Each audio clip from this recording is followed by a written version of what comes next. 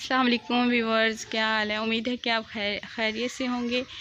और जैसे कि हम आज का व्लॉग जो है वो आपके साथ शेयर करेंगे। मैं करूँगी आज सहन के अपने घर के सहन की सफाई, और वो हम आपके साथ शेयर करेंगे। और मेरा एक छोटा सा मैसेज है आप लोगों के लिए, वो ये है कि हम जो है वो बहुत सी हमारी प्यारी छोटी बहनें, बड़ी बहनें और मेरी माएँ बहुत सी ऐसी हैं जो घर के काम ही करती रहती हैं बेचारी।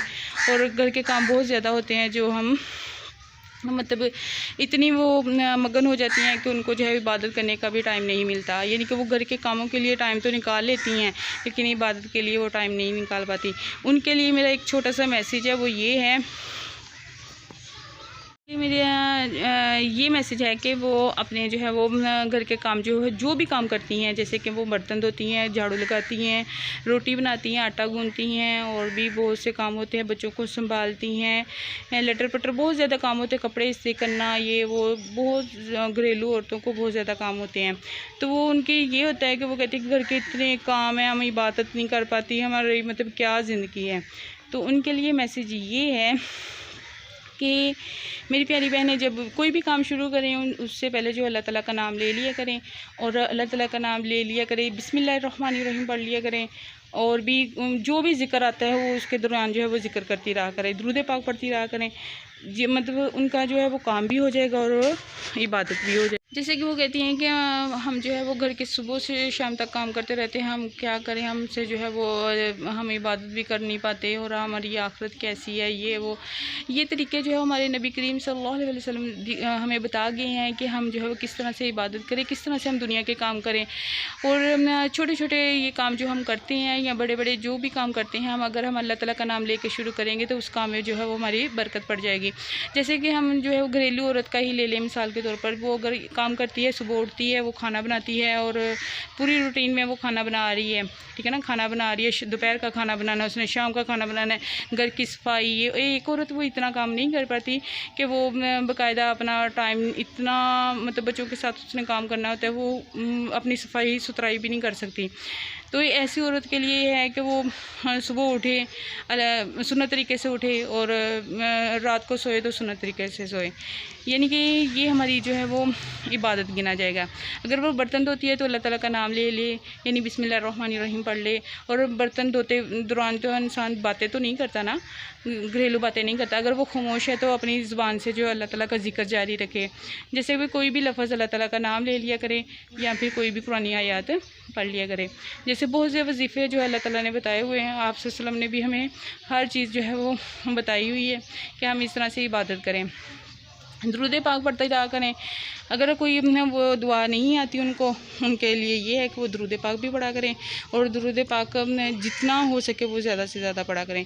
और कोई भी काम जैसे कि हमने शुरू किया है, बिस्मिल्लाहिर्रहमानिर्रहीम पूरी पढ़ी है और हमने काम शुरू कर दिया है, उसके दौरान भी हमने दुरूद पाक पढ़ते रहे हैं या कोई वजीफ़ा करते रहे हैं, और आखिर में वो काम कर लें, जैसे कि हम अल्हम्दुलिल्लाह कर लें, यानी कि अल्हम्दुलिल्लाह शुक्र अदा करते हैं अल्लाह ताला का, ये हमने काम कर लिया है। तो वो हमारा काम भी दुनिया का काम भी हो जाएगा और आखिरत का काम भी हो जाएगा, यानी दुनिया का काम भी हमने कर लिया और आखिरत का काम भी कर लिया।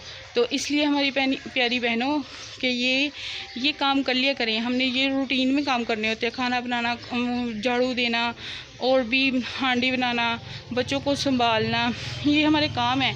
तो इनमें जो है वो हमें यानी कि इतना टाइम नहीं मिलता कि हम जो है वो आखिरत का भी कुछ सामान इकट्ठा करें। तो इसलिए हमारी ज़रूरी है कि हम जो है वो कोई भी काम शुरू करें तो उससे पहले जो अल्लाह ताला का नाम ले लिया करें, और आखिर में काम के आखिर में जो है वो अल्हम्दुलिल्लाह यानी शुक्र अदा कर लिया करें कि हमने ये काम कर लिया है।